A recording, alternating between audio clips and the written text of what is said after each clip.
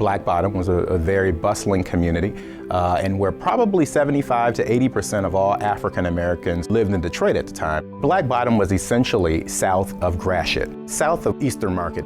By 1930, the population, African Americans that is, skyrockets to 120,000. And one of the reasons why city government deemed communities like Black Bottom to be raised for urban renewal is because it was slum clearance. The water and sewage was substandard, the housing was substandard. It is a complicated history.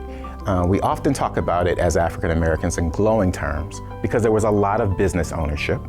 In 1920, there were about 350 black-owned businesses, everything from doctors and lawyers. So there was ownership. African Americans made a way out of no way, yet it was in probably the most challenged physical environment in the city.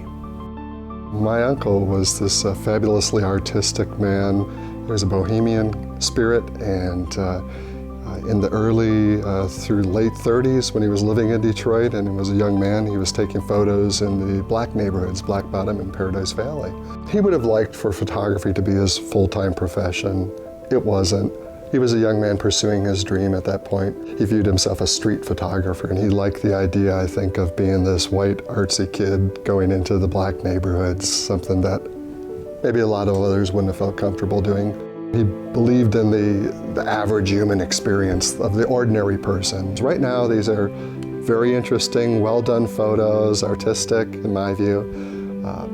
But boy, if we could put names to these, if we could personalize them, find out the histories, who knows who's in these photos? That's what makes this collection so special, that they have surfaced and they do exist.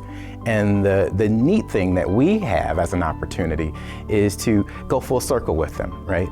Take those beautiful photos and hopefully be able to identify who some or all of the people are. And that's a great exercise that hopefully our community can take part in. I'm excited not only that it has come to surface, but I'm even equally excited that there'll be an effort to engage the community. When I look at them, I'm wondering, you know, what are the stories? And I don't think he realized how rare they were until the library explained to me how rare these photos were.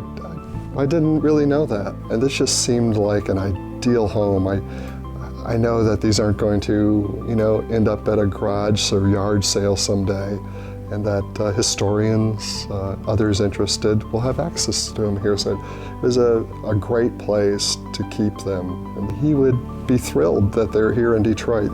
Even though he was in San Francisco for much of his later life, his heart was still here in Detroit. His family was still here, and he would just be thrilled and surprised, I think, that his photos are going to live on.